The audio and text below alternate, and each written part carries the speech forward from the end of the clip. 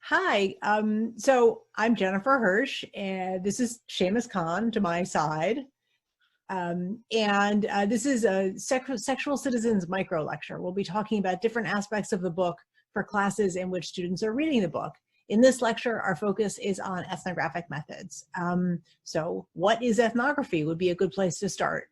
A little short description is that ethnography requires immersion in a community or institution to allow you to learn from members of that community. They are experts in their own lives, and ethnography enables you, by being immersed, to learn not just what they say about their everyday lives, but to see what they actually do. Today, we'll be talking about three particular questions that come up when using ethnographic methods, and particularly when using ethnographic methods in the campus as a context.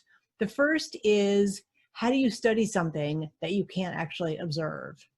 Second, we'll be doing a little bit of a deeper dive into that same question by asking and talking about, how do you recruit people to talk about stigmatized behaviors?